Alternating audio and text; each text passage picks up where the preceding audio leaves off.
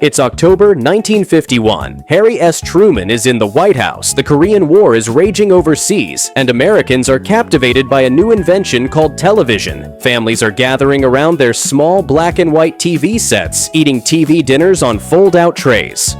Gas costs just 19 cents a gallon, and Milton Berle is dominating Tuesday nights. Oh, we're the men of Texaco. We work from Maine to Mexico. There's nothing like this Texaco of ours. In Hollywood, a nearly broke 40-year-old actress who'd been fired from more shows than she could count is about to film the very first episode of a new sitcom. Her name was Lucille Ball, and she had no idea she was about to become the most famous woman in television history. When most people think of Lucille Ball today, they picture that iconic red hair, the grape stomping scene, and those hilarious facial expressions. But here's what might shock you. The woman who became comedy royalty showed up drunk to the biggest audition of her life, was investigated by the FBI as a communist, and ultimately lost her entire studio because she believed in a little show about a spaceship. Think you know the real story behind Lucy? Think again. And by the end of this video, you'll discover the outrageous audition disaster that became Hollywood legend. Plus, stick around because the way Lucy died is connected to one of the most touching moments in Hollywood history. Surprising truth number 1. She showed up drunk and soaking wet to audition for Gone with the Wind. In 1939, every actress in Hollywood wanted to play Scarlett O'Hara in Gone with the Wind. Producer David O. Selznick auditioned over 1,400 women for the role, and 27-year-old Lucille Ball was one of them. She knew she wasn't right for the part, but when audition day arrived, everything went wrong. Her car stalled in a sudden downpour. Ball had to walk 6 blocks through the rain to the studio, arriving completely soaking wet. Her makeup was running down her face, and her hair dye was bleeding onto her clothes.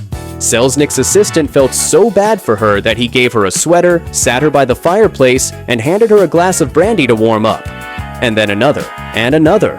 By the time Lucy was supposed to audition, she downed 4 shots of brandy on an empty stomach. When David O. Selznick finally walked in, Ball was still on her knees by the fireplace, unable to stand up. In her tipsy state, Lucy blurted out, "I ain't Scarlett O'Hara. I'm Lucille Ball, and I want to go home."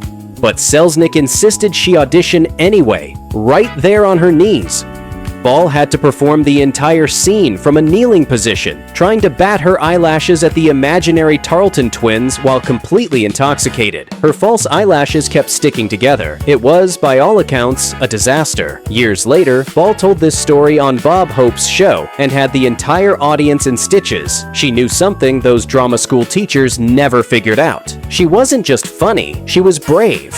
That audition was embarrassing, but wait until you hear about the scandal that almost destroyed her career overnight. Surprising truth number 2. She was investigated as a communist and nearly lost her career. Picture this. It's September 1953, at the height of McCarthyism. Lucille Ball, America's most beloved television star, is about to film an episode of I Love Lucy when a bombshell drops. Newspaper columnist Walter Winchell is about to expose that Lucy registered to vote as a communist in 1936. Here's the truth. Ball had registered as a communist to please her beloved socialist grandfather, Fred Hunt. She attended exactly one Communist Party meeting at someone's home in Hollywood, felt so uncomfortable that she never went back. But that single registration came back to haunt her 17 years later. The FBI and the House Committee on Un-American Activities called her in for questioning. This was the era when being labeled a communist could destroy careers overnight. Lucille was terrified she'd lose everything.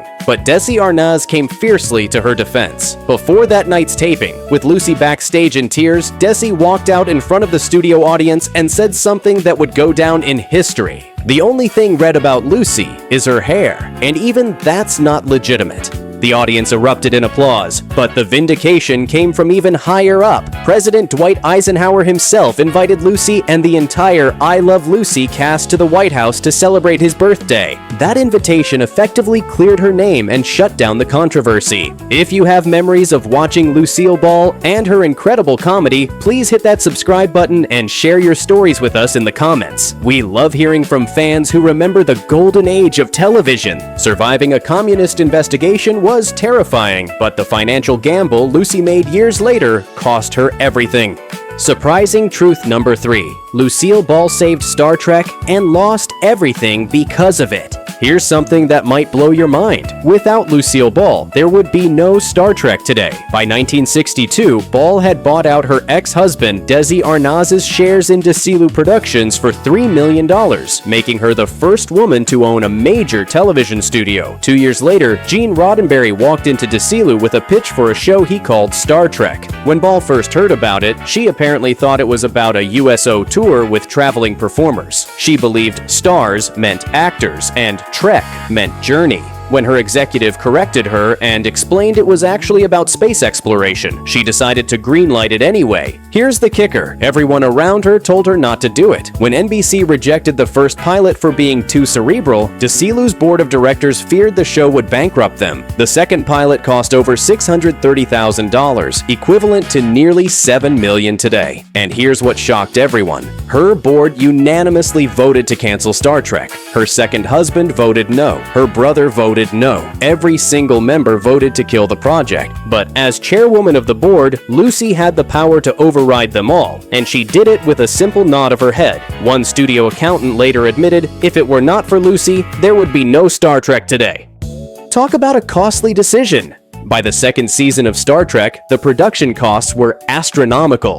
In 1967, halfway through season 2, Ball was forced to sell Desilu Productions to Paramount Pictures. Star Trek had literally cost her the studio. The tragic irony? If she'd held on just a little longer, she would have reaped the rewards of Star Trek's incredible success through syndication and merchandise. But she never regretted her decision. Losing her studio was devastating. But here's the real shocker. Lucy almost never made it to Hollywood at all.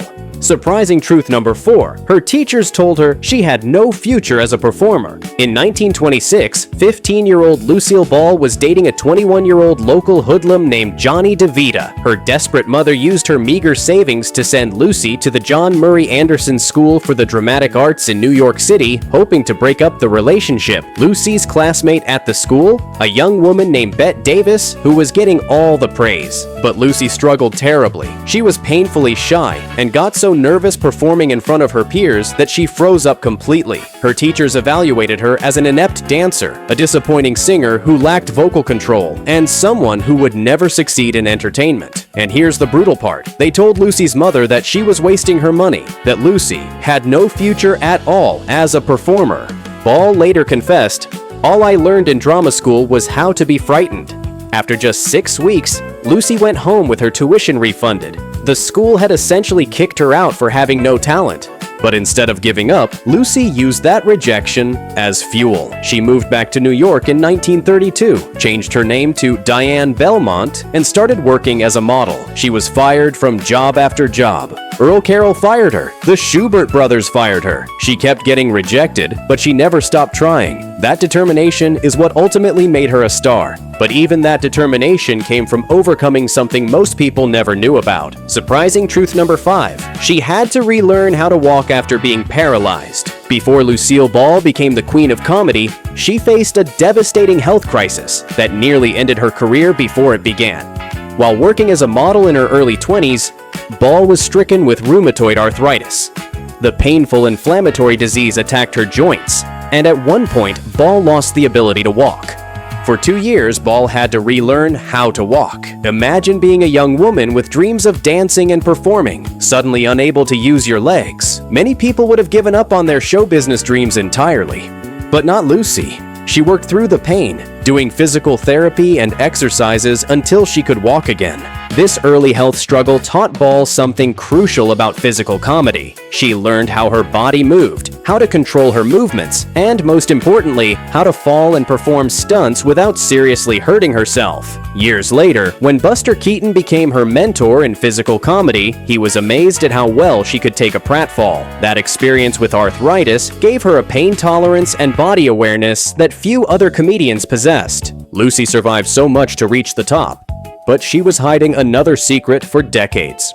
Surprising truth number 6. She lied about her age to hide that she was older than Desi. When Lucille Ball married Desi Arnaz in 1940, she was 29 years old and he was 23. Ball was 6 years older than her husband at a time when older woman and younger man relationships were considered scandalous and taboo. So Lucy and Desi came up with a clever solution. They both lied about their ages. On their marriage certificate and in all publicity materials, Ball claimed she was born in 1914 instead of 1911. Desi also said he was born in 1914 instead of 1917. They split the difference, making it appear as though they were the same age. This deception continued throughout their marriage and the entire run of I Love Lucy. The irony? Years later, Ball was furious when her son Desi Arnaz Jr. started dating actress Patty Duke, who was 5 years older than him. She disapproved strongly of the age difference, apparently forgetting that she'd been in nearly the same situation with his father. The even bigger surprise is that Ball was 40 years old when I Love Lucy premiered in October 1951. At a time when actresses were considered over the hill at 30, Lucy was just beginning her most successful chapter. Her co-star Desi was only 34. This age dynamic was revolutionary for 1950s television, but audiences never knew because of the carefully maintained lie.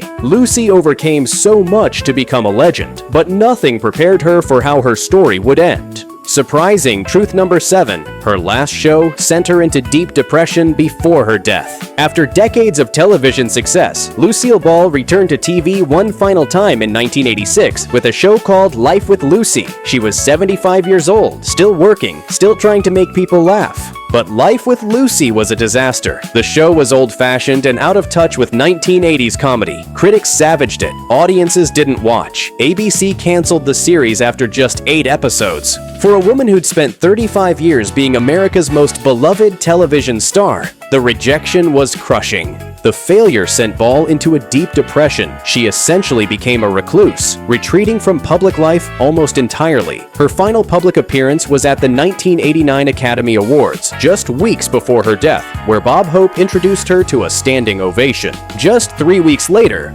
on April 18, 1989, Ball complained of chest pains and was rushed to Cedars-Sinai Medical Center. She underwent nearly 8 hours of surgery for a dissecting aortic aneurysm. The surgery was successful and Ball was recovering well, but on April 26th, shortly before dawn, her aorta ruptured in a second location. She lost consciousness quickly, and Lucille Ball died at 5:17 in the morning. She was 77 years old. And here's the touching part I promised. April 26th was the 56th birthday of her dear friend Carol Burnett. That afternoon, Burnett received flowers that Lucy had ordered for her birthday before she died. Even in her final hours, Lucy was thinking of others. So there you have it. 7 surprising truths about Lucille Ball that reveal a woman far more complex than the wacky redhead character she played on TV. From that outrageous drunk audition to surviving a communist investigation and losing her studio to save Star Trek. From being told she had no talent to becoming the first woman to own a major television studio. Lucy's real-life story is even more incredible than anything she did on screen. Which of these facts surprised you the most? Did you know about Lucy's drunk audition for Gone with the Wind? Let us know in the comments. And if you loved learning these hidden truths about Lucy, make sure to subscribe for more fascinating stories about Hollywood's greatest legends.